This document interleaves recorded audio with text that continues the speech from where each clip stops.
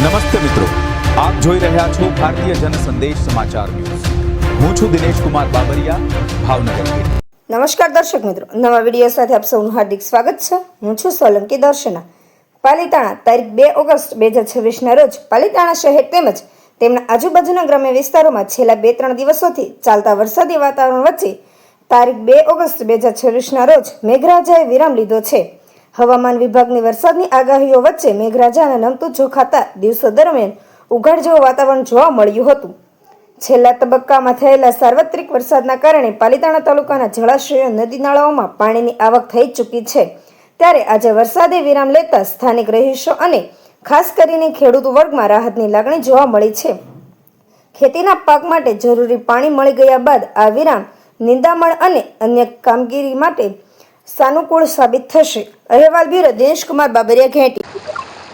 નમસ્કાર દર્શક મિત્રો, પાલીતાણા તાલુકાના ઘેટી ગામ અને આટપર વચ્ચે જે પુલ છે ત્યાં પુલમાં ઉપરવાસમાં ભારે વરસાદના કારણે હાલ આપ જોઈ રહ્યા છો ગોઠણ સામે પાણી જઈ રહ્યું છે અને ઉપરવાસમાં 3 દિવસની જે આગાહી સતત હતી એના કારણે જે વરસાદના જે આપણે નિરીક્ષણ કરવા નીકળ્યા છીએ તો ગામ લોકોની જે ધાર ઉપર મુલાકાત થઈ. તો અમારી સાથે અમારા ઘેટી ગામના આગેવાન હરિભાઈ છે, તેમની સાથે ખેડૂતો પણ અહીં હાજર છે. તો આપણે એમને પૂછવાનું, હરિભાઈ, 3 દિવસની જે આગાહીના હિસાબે આપ શું કહો છો? 3 દિવસની આગાહીમાં વરસાદ સારો પડ્યો છે અને ચેક ડેમ છે, તળાવ છે, આવું બધું ભરાઈ ગયું. ખેડૂમાં ખુશીની લહેર છે, માલધારીમાં ખુશીની લહેર છે અને વાતાવરણ સારું, ઢોર ચરે એવું થઈ ગયું છે. ખેડૂત માટે થોડુંક કેવરાવે, પાણી વધારે પડી ગયું છે પણ ધીમે ધીમે આવી જાય. અને હાલ ગામના જે આજુબાજુના તળાવો છે એ તમને કેવું લાગે, કેટલા ભરાણા? બધાએ અમારા ઘેટી ગામના ટોટલ ચેક ડેમ તળાવ ટોટલ બધાએ ભરાઈ ગયા. ઉપરથી અત્યારે રહે છે, અહીં આજુબાજુમાં તળાવ છે, બધાએ ભરાઈ ગયા છે. પાણીની તો કોઈ સમસ્યા નથી અમારા ગામમાં. બરોબર. અને જે તમે પેલા મને જે કહેવા માંગતા હતા કે ભાઈ અહીંયા અમારે થોડો જનાવરનો પણ ત્રાસ છે, ખેડૂતો રાત્રે વાડીએ જવા માટે પણ થોડાક મૂંઝાતા હોય છે, એના વિશે આપ શું કહો? અમારે અત્યારે ત્રાસ તો બહુ છે. હજી પરમ દિવસે એક ગાય આ સામે ઢોરા ઉપર મારી અને ખેડૂતે તે રાત્રે વાડીએ જઈ શકતા નથી. એની વિશે થોડુંક તમારા માધ્યમથી હું સરકારશ્રીને જરાક કહેવા માંગુ છું કે પશુપાલકો, ખેડૂત મિત્રો રાતે જઈ શકતા નથી. દિવસે ખેતરમાં એકલો માણસ જઈ શકતો નથી. ડુંગરમાં માલધારી એકલો જઈ શકતો. એટલે અવારનવાર પશુ મારણ થાય છે, દીપડા પણ છે. આમાં ક્યારેક માણસને પણ હાનિ પહોંચી શકે ખરી જો આવું ને આવું રહ્યું તો તમારા માધ્યમથી કહેવા માંગીએ ફોરેસ્ટ વિભાગને કે ભાઈ આ તમે એક તમારું જે પશુ, આ જનાવર છે એને જો તમે કંટ્રોલમાં લઈ લો તો માલધારીઓ શાંતિથી ઢોરા ચરાવી શકે, ખેડૂત એની વાડીએ ખેતી કરી શકે. નહીં તો અત્યારે ખેતરમાં તે ખેડ ઉગી ગયા છે, એકલા માણસ જઈ શકતા નથી અને માલધારી ડુંગર ઉપર જઈ શકતા નથી. તો હવે શું કરવાનું આ લોકોને?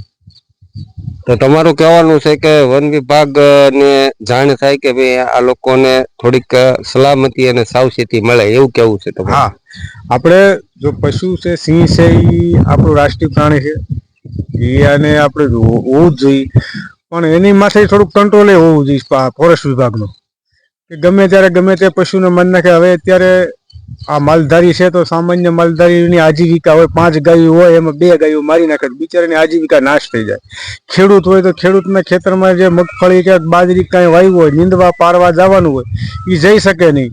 હવે અહીંયા ખડ ઉગી જાય, એમાં કાંઈ પછી થાય નહીં તો પછી ખેડૂતને નુકસાની ને માલધારીને નુકસાની. આ મોટી નુકસાની કહેવાય.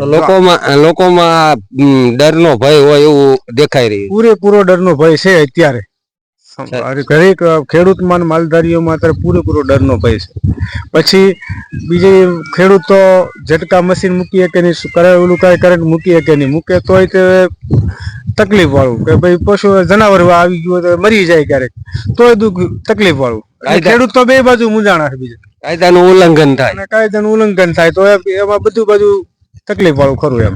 મોરલાવાળા ખોડિયારમાં કહેવાય છે ત્યાં આ જે વડીલોની આપણે મુલાકાત થઈ અને જે વરસાદનું વાતાવરણ સરસ મજાનું છે એના વિશે જે વડીલોને આપણે પૂછવાનું છે. આપની સાથે ઘેટીના ધનજીભાઈ પણ છે, આપનું નામ વશ્યામભાઈ પણ છે, બીજા અન્ય લોકો આપણી સાથે છે. તો આપણે ધનજીભાઈને પૂછ્યું. ધનજીભાઈ, આજના જે વાતાવરણ વિશે આપનું શું કેવું છે? વાતાવરણ બહુ સરસ છે અને ઘેટી આજ પર બાયપાસ રોડ જે આ માતાજીનું સ્થાન છે અહીંયા શયન નાખવામાં આવે છે અને અવારનવાર બધા વાડીવાળા ભાઈઓ અહીંયા સેવા કરે છે અને કામ બહુ સરસ છે.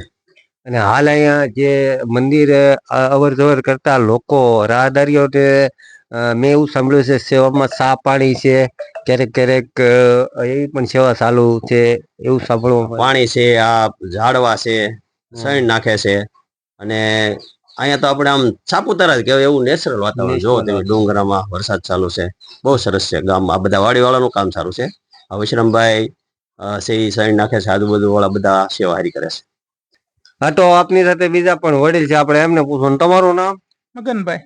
તો મગનભાઈ, તમારું આ વિશે શું કહેવું છે? તો આપણે અહીં અવારનવાર નિસર્ગમાં આવતા હોઈએ છીએ કુદરતના સાનિધ્યમાં.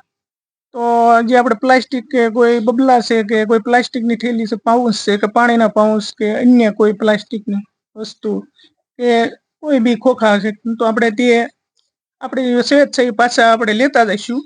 જ્યાં ત્યાં આપણે ફેંકી તો જ્યાં ત્યાં જગ્યામાં એટલું ઘાસ થતું મટે પ્લાસ્ટિકના લીધે, તો એટલું ગાયોને છે કે અન્ય પશુઓને છે આપણે નુકસાન ન કરીએ નિસર્ગને, તેનું ખાસ ધ્યાન રાખીએ અને આપણે સેહત છે એટલું ફરતા ફરતા ધ્યાન રાખશું. લોકોને તમારું એવું કહેવું છે કે લોકો અહીં આવે એવો થોડોક સાથ સહકાર આપે કે ભાઈ પ્લાસ્ટિક જ્યાં ત્યાં અન્ય જગ્યાએ નાખવું નહીં. ડીશું છે કે પછી કોઈ પણ થેલીમાં આપણે નાસ્તાનો લાવ્યો તે તો તે પાછું લેતા જઈશું આપણે ફરીને, એનો નાશ થાય એ રીતે આપણે કરીશું. એવી જગ્યાએ નાખવાનું તે પણ આપણે પૂછવાનું છે. શ્યામભાઈ, આ વિશે આપ શું કહો છો? હવે અહીંયા તો આ જે ખોડિયારમાં મોરલાવાળા ખોડિયાર છે અને એનું સ્થળ તો ઘેટીથી સિદ્ધવડ બાયપાસ રોડ અને વચ્ચે આવેલું છે. અહીંયા સવારે શયન નાખવા અવારનવાર અમે આવીએ છીએ. પક્ષી, મોરલા, કબૂતર, તેતર, પોપટ આ બધા આવે છે. તો આવું બધું કાર્ય અમે કરીએ છીએ અને અહીંયા વાડીવાળા બધા ભાઈઓ બહેનો ક્યારેક એમ કે જે સત્સંગ ને એવું બધું કરે તો ક્યારેક અહીંયા આવવું એવો પણ આગ્રહ રાખું છું. ભજનિકનો પણ કાર્યક્રમ હોય છે. આ ક્યારેક ક્યારેક ભજનનો કાર્યક્રમ હોય છે. ભજનિક મિત્રો હોય તો